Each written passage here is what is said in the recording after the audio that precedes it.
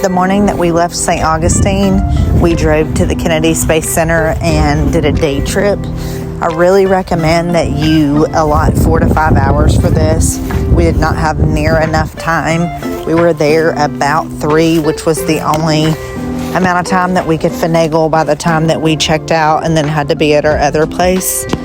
And it was not near enough time. I really do recommend that you take a long day for this trip. It is very, very, very expensive, I will tell you. For my family of 6, the baby actually has to pay admission too. I think it's 3 and over you have to pay for, and I think we paid it was almost $500, and I actually did end up getting a Groupon, which saved us some money. If I would have bought the tickets at the Space Center, then it would have been $500 and something. I think that it was worth it.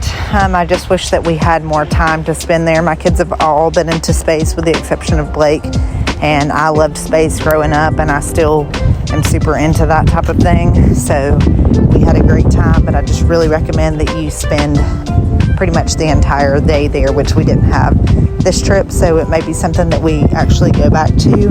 But the exhibits were super cool, and there's also additional one-on-one things that you can do for additional money.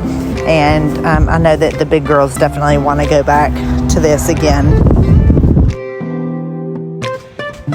There's part of the exhibit that we went to that you can see a real-life spaceship and see how large and real life that is, and I was amazed. And they talk about how long it took to build the new spaceship, and it's very, very interesting. It's full of facts, and then you get to actually lay hands on stuff and see stuff. You also get to see on how they sleep and how they eat, and everything. The girls really had a fun time with that as well. We stayed at a Harvest Host this evening. It was about an hour and a half from the Space Center. It's called Fort Pierce, Florida, and this is one of the better Harvest Hosts that we've stayed at. It's called Summer Crush Vineyard and Winery.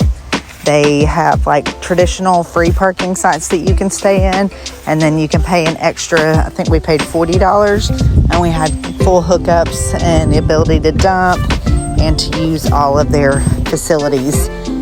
It was very, very, very nice. The staff there was wonderful, and if you're passing through, I really recommend that you check out this place. It was super cool. As always, thanks for watching. We appreciate your support and love.